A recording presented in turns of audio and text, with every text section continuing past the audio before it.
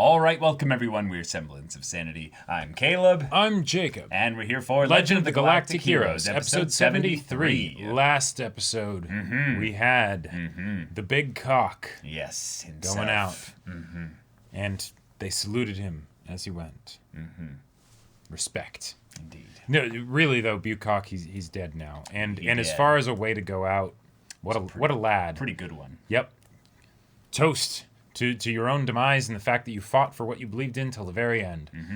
And that shook Reinhardt just a little bit. Just a little bit. You know? Just a bit. But now, some ships got away, you know, so Yang's going to get them as reinforcements. He'll have a sizable fleet. He will. But the Alliance is, like, basically officially gone now. Oh, yeah, it's super gone. Yeah. You know what that kind of scene with Buch reminded me of is in Game of Thrones with the blacksmith. Gods help you, Theon Greyjoy. Oh, now sure. you are truly lost. And then Yeah. Yeah. Yeah. But, I mean, that's doing Reinhardt dirty in a lot of ways. He is, that the very idea of comparing him to Theon makes... Yeah, I know. Yeah, exactly. Yeah. But with Yang getting extra ships and getting probably news of this rather quickly, even though they just took Iserlohn, which is kind of a big deal. there's Reinhardt wasn't too happy about some that. pretty cool decisions that could be made by either side at this point. Yep. So, y'all, without further ado, let's get into it. All right, everyone, now be sure to go check out the reaction portion of the video in the description below, then come back here for the discussion.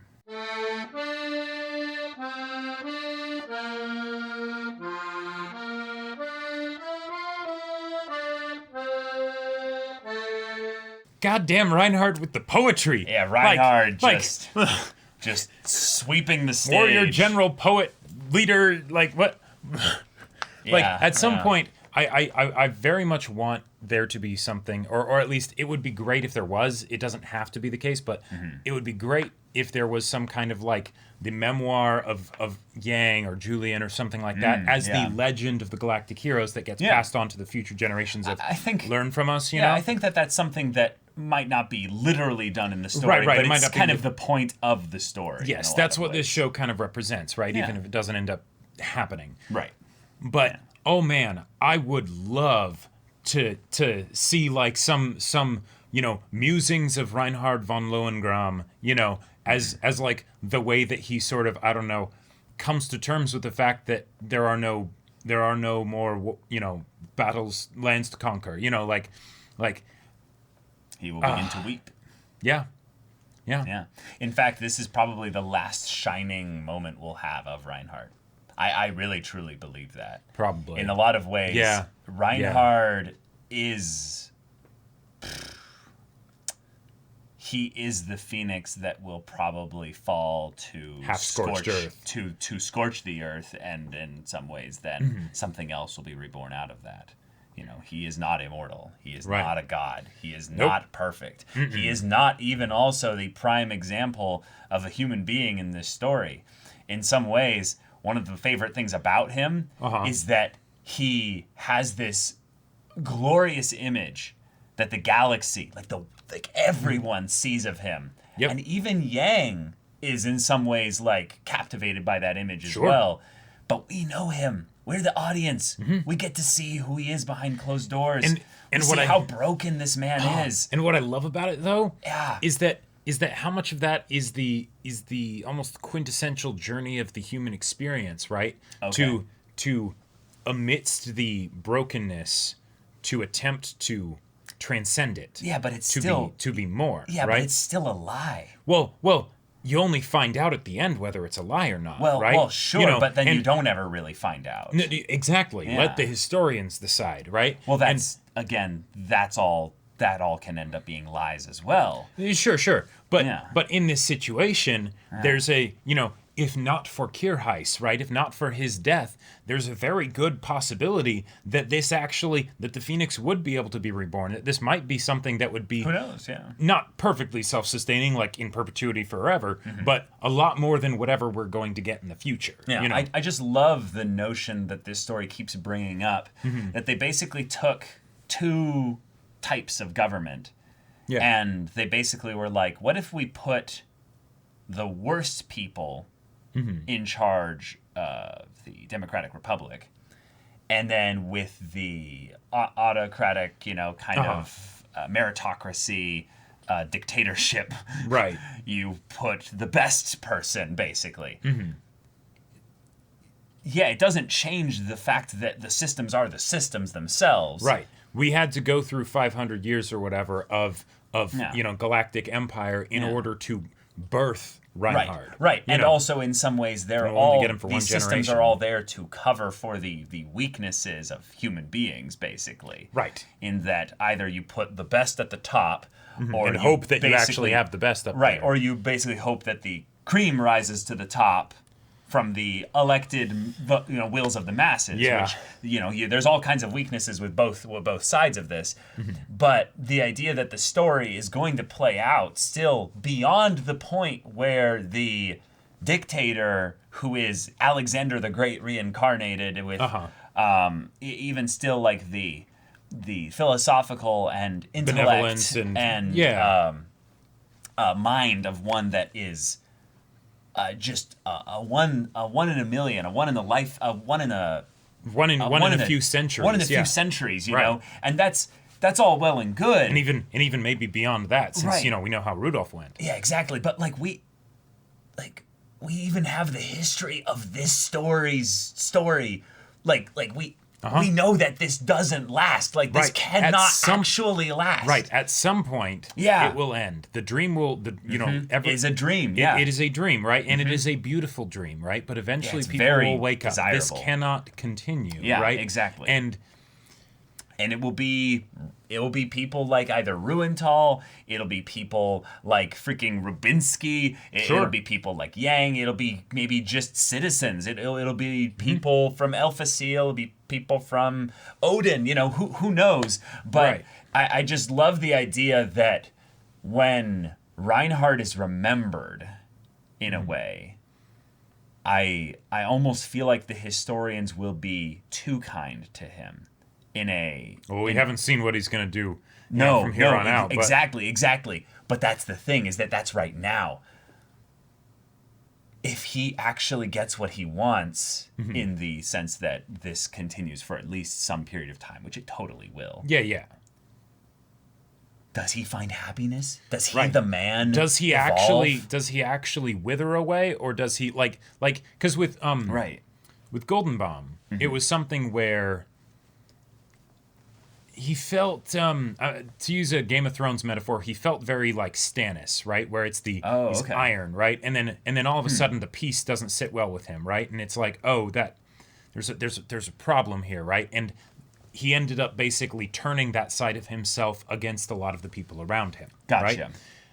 Reinhardt might do that. I could see a future where that happens. I could also see the future where he just sort of wastes away, right? And quite frankly, given the two, I would prefer the wasting away, right? Because then it's at the very least, his time, the things that he did or whatever are untarnished by his hands, and then maybe someone else comes along, and then it's just the question of, all right, can we make sure that it's as good of a person as possible to follow up on what Reinhardt's done, right? Yeah. But, who's to say? And even then, that's not a happy ending, right? No, it's not. That I think that's why I had that notion of like him just writing a book about his thoughts and everything, because then that would be something where whether it's read by Emil or some other person out there, that would be like the way of basically saying, hey, here's my shout into the void.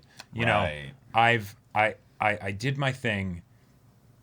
And historians may say what they will, but this is of me. This is of me. This is of me. And in doing so, hopefully I will have found some peace within myself in that I did it, right? Yeah. And maybe it will be helpful for the generations to come, so that hopefully I will be able to plant the seeds for someone else to take it farther than I did. Do it better than I did. Yeah.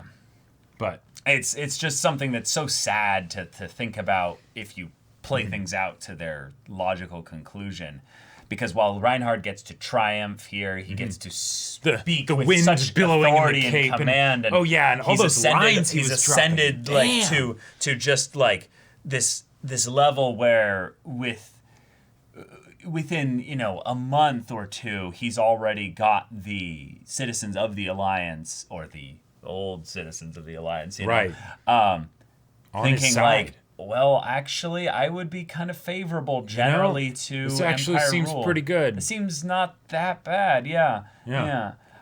I'm excited. I'm excited because Yang feels probably just so heavy and burdened by this, is that he is watching a lot of the things that he sees as the ideals for government and representation of people, and then of course the people that he has since becoming a soldier sworn to protect, basically, right, becoming dissolved. And he predicted this long ago, that the Alliance doesn't need to exist. Well, and like it doesn't. And really on that topic, I would not be surprised if at this point Yang basically took the stance of, we don't actually need to fight here. No, we don't. We don't. Really, we don't, yeah. What we're going to do, and he sends some missive to Reinhardt or whatever, we are going to stay here, and if there ever becomes trouble, if we ever feel like, we need to intervene, then we will do our best to intervene. But so far, you've won, dude. That means he's not the ruler of a galactic empire. Reinhardt does not actually rule the galaxy, the known universe, basically. Yeah. So that means that planets like Elphasiel, who might be supplying them at Iserlon, because Iserlon is, I'm sure, for the most part, self-sustaining. I'm sure Iserlon's self-sustaining. It's basically a small moon. Like, no, totally. But there are raw resources that you cannot just fabricate. Sure, but I feel like I'm talking like decades from. Right, exactly. Obviously, in the immediate sense, Iserlon's probably going to be fine. Straight up, I actually would kind of like to see, especially since episode 73, we're coming up pretty close on the 3/4 mark, right? Yeah. What if we just got like a 20-year time skip? I know that sounds like crazy, sounds a bit right? Crazy, but I could see it maybe being a 5-year time skip. Sure, like we get nothing decades wise. Yeah, because Rubinsky will definitely try his thing, and Fejon and all that stuff. And right? just what is Reinhardt going to do about Iserlon? Yes. He hasn't decided that yet. Right, exactly. He's finishing up things with the Alliance right now. Yeah. But like, Yang is not the kind of person that would truly ever like serve Reinhardt, right? Because he believes in democracy. No, definitely not. However, he is also so against war, right, that like when he had that conversation with Julian before Julian left Iserlon, he talked about the whole idea of, should we really even help the Alliance? Like, we're perpetuating war. War is the greatest evil. Like would it be worth, putting up with an autocratic rule if it meant that there was no war? Since, the force and the energy that it would take to get it started again, like now that war's over, who would ever want to reignite that? Well, Rubinsky and them people would, that see something to gain out of it in a selfish manner. And I would say the primary person for that is Rubinsky and any leftovers of the Terra cult, actually. Yes. That's the secondary guy that seemed like he got away. That is very much something that I feel like is being saved for endgame stuff. It's those kinds of people that are the ones that will probably take vengeance on Reinhardt and probably be the ones that instrument his death. Probably. Because Reinhardt cannot survive this show. No. Like that has to be the sad tragedy of this, is that if Kirheis were here, then this wouldn't have happened. The story. Maybe he would, actually, marry Mariendorf. They'd have a kid, and eventually, that could still happen. That could still happen. Could still happen. But then it could be the two couples, of them two, and then Kirheis and his sister, on a farm somewhere or whatever, right? Retired as his son is now taken over the reins and is maybe doing a good job. And not in this iteration, though. Nope, not in this. Not in this world line. Not in this world line. Yep. And Yang is not. going to be However, though, we could get the double couples thing on opposite sides, where you have Greenhill, Frederica, and Yang, the Yangs and the Lowengrams, you know. Right, and they sort of just like as they're you know having their individual picnics or whatever, right? They just sort of like a Skype call, or Zoom call or something. Or they just look up at the stars in the sky and are like, you know, little nod, nod, yeah. But okay, but this episode had a lot of really great moments with so good. honor towards Buch, which I really liked that. We got to see their reactions to it. We thought that they had maybe time skipped a little bit, or I thought that they had time skipped a little bit past Buch's death, and it was like that had already happened. But it's this time takes a while to get things passed along, but also we have to verify whether or not it's accurate. Yeah, and no, it's very accurate. And Yang's response that surprised me so much because like. And, you know, I could never know what it's like to actually be in, like, the military and the concept of not just someone dying but being killed, right? You know, and that someone out there made the decision for it to happen and all of a sudden they are gone, right? Mm-hmm. But Yang has been a very level-headed guy. And the idea of people dying in war, that's why he hates it, right? Yeah. But Buch lived a long-ass life. He lived a good life. Right. He ended it on his terms. Right, and that's probably part of it, though. And I'm why really glad he's so like. Oh, sure. Was because that Buch didn't have to die? Oh, okay. Was that Buch decided to do that? Right, like dying in battle against, you know, Reinhardt. That is so. Who could ask for more? You know, but it's the risk of no. I don't want to run the risk that other people pay. For the mistakes of my stupid government that I represent. Well, so, I believe in what I believe in. I'm a stubborn old coot, and I am going to hold to that to the very end. Right. I'm even maybe make it easier for those that come later. Right, but not even with my words am I going to allow that to be tarnished. Yeah. Right, and if that means giving my life to do so, then so be it. Yeah, and it's hence why Reinhardt respected him so much. You know, and it's just the kind of thing of where.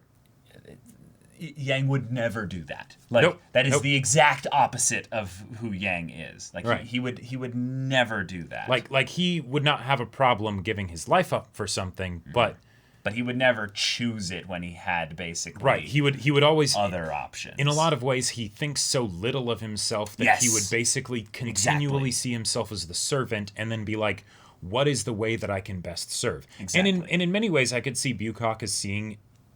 What happened as being that in that it's possible. I need to it's not about whether I die or not or anything like that. The best way that I could have effect on this galaxy is by what I say to this young man here. Sure. You know, and so I get an audience with I have his rapt attention. Yep. You know, and you know that there is conviction in my words because I am literally staking my life on it and laying down my life to say this to you. Yeah. This is important, right? That's not why he did this, though, primarily. No. But that's a nice little bonus. Yeah, that's the, if I'm going to die, then... I might as well get to talk to you, right? Right. Not many people get to do that, you know. And I'm going to... Alliance military officers. And I'm going to make sure that you know exactly why I'm doing this. You know, Yeah. Buch's words not and everyone his will influence will ring, like, true for a long time. Yep. But I love the idea that Reinhardt's strength of being able to judge a person's character quite well is such that his little line of, if we were to call them the effluviance of sewage, basically to say if they were basically the rejectamenta of of sewage. I don't even know what effluviance means, but I think I'm going to look it up after this. I believe it basically means the spew, the liquid. Like the worst. Filth. Yeah, or the ejected liquid, I think is what that would probably be. So it's basically like shit water. Right. Then, because that's how because you can take the context of the comparison to the pure water of the mountains.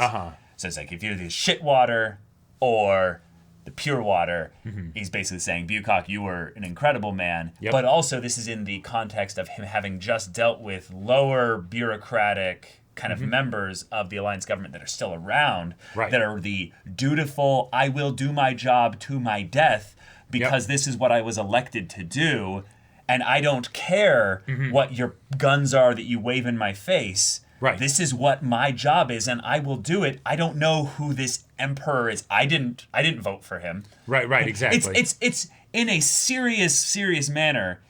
It's the guy on the road of, I didn't vote for you. Yeah. It's that you same don't vote for a king. Yeah, it's that same spirit of freedom. We're a narco-syndicalist commune. Exactly. Yeah. Yeah. It's that same thing, but it's in the maturity and seriousness of a not comedy, but a serious drama where these characters are. Who are they? We'll probably never hear their names again. And I love the commentary that we got from Reinhardt of one. What remarkable men. Yeah. What remarkable men. Make sure that they're not punished, put docile people in their places. But only for now, Right, because if the Alliance wouldn't have fallen because... The Alliance fell because it ignored people like this and didn't put them in positions of high authority.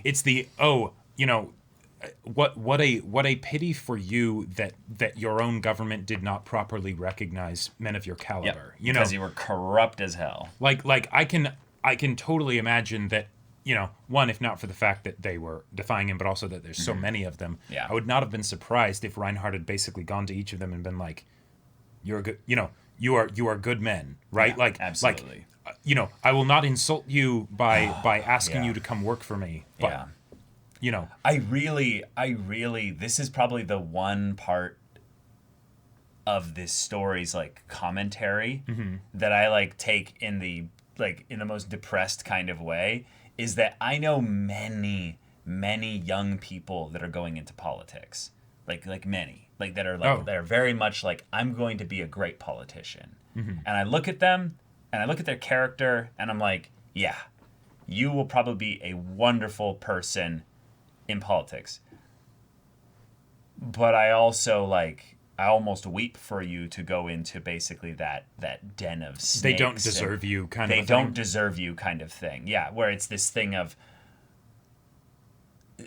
I wonder how many good people just don't survive the corruption and all that deceiving, lying, backstabbing, just manipulative shit that is in some ways our political system.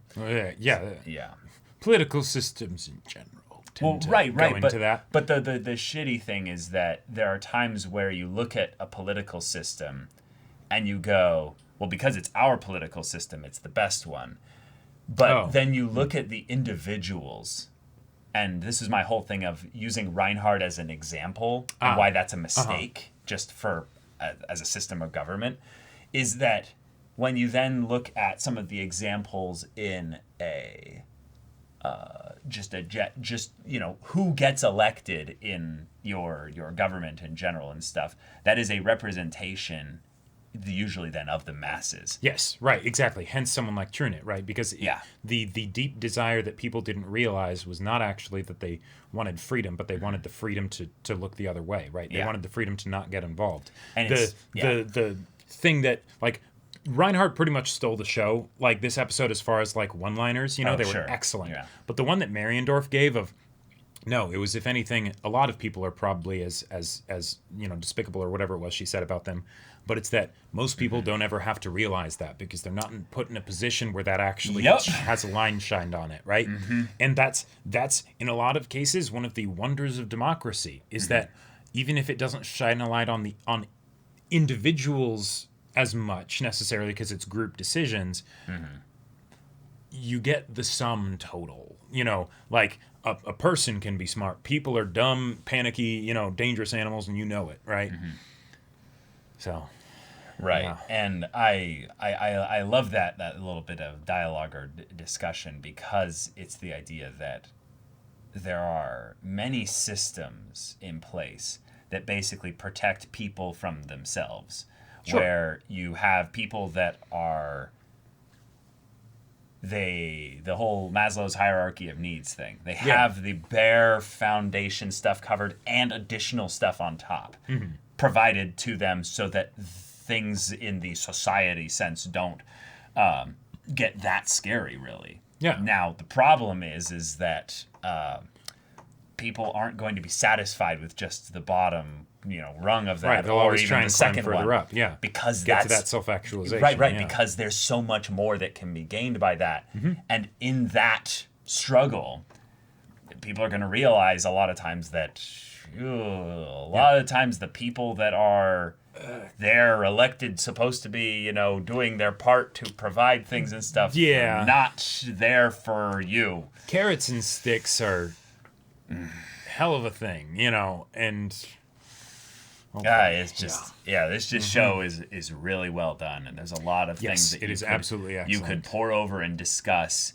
from the non-meta standpoint, just looking into the story and the world itself. Sure. But then there's so much other stuff that you could pull out and have a meta discussion surrounding what kind of things the creator of this story, the writer of it, was really trying to emphasize by having such diametrically opposed systems of government played out to specific conclusions based on the people in charge being the ones that are shaping the narrative of those political structures. So the vibe I'm getting from this show, actually, now that I'm starting to think about it, is it's a celebration and a commentary on humanity.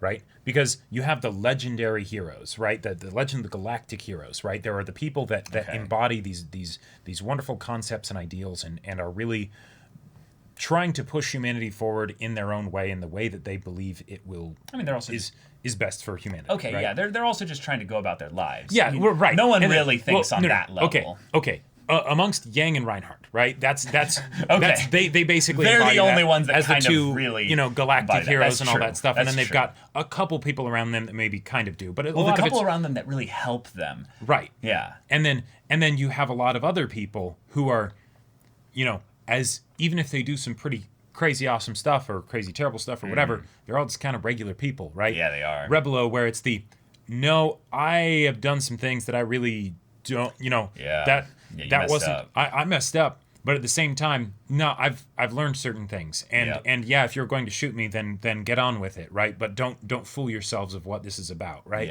Exactly. There is the mountain water and there is the effluviance of sewage, and that's all part of the part and parcel struggle of humanity to go ever onwards. But I don't know, just a thought I had. But Yeah.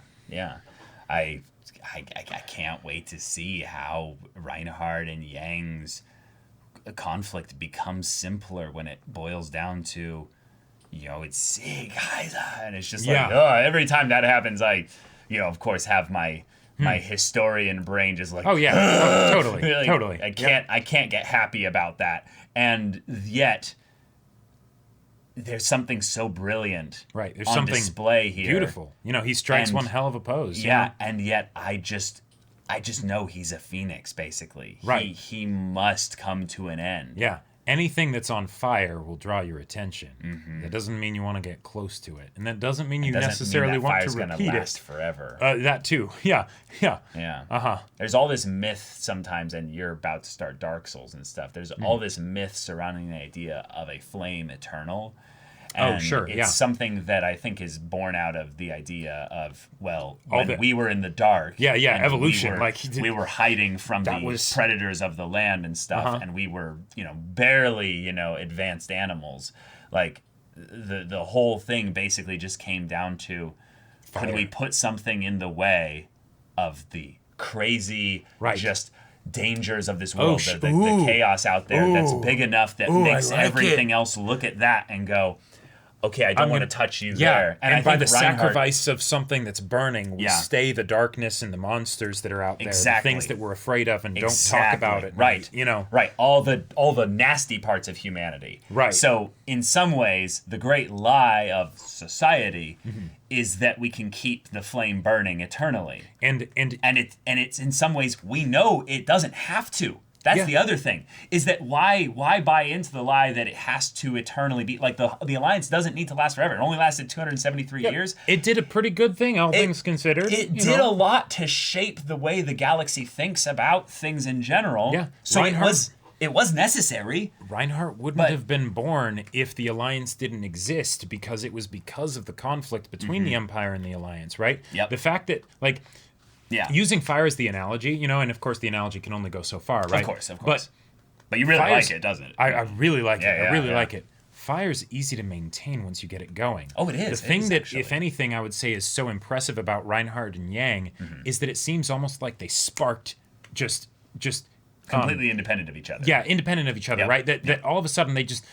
spontaneously combusted, and Except here's this wonderful thing. That's now, the genius of the historical kind of Right, episode, is that was then that they we can- realized that it actually all kind of came from the same place, and they are not independent of each other. They in are that regard. children of humanity, right? And the struggle that humanity has gone on. Now the eternal question is, what if? How much will humanity be able to learn from these flames that have been born that will not last forever? Right. Right.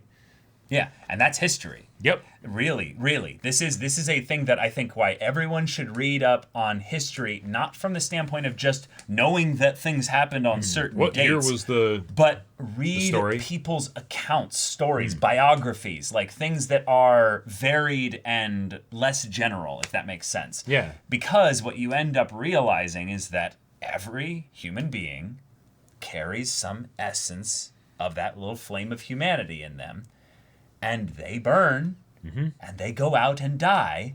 A lot of and times their people stories, don't remember their them. stories continue on, but it is up to us to be the ones that remember them and take what they bore. Well, perpetual hero's journey, bringing back the flame, then going back into the abyss, then returning with the boon. And, Yeah. But in a very simple term, you don't need to be, say, Kaiser Reinhardt. No. You don't need to make some kind of lie into place that we need the perfect eternal flame. Right.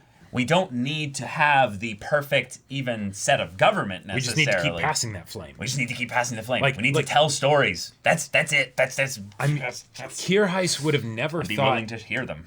if he hadn't met Reinhardt, them in, yeah. he would have never thought that he would have such a profound impact on the galaxy.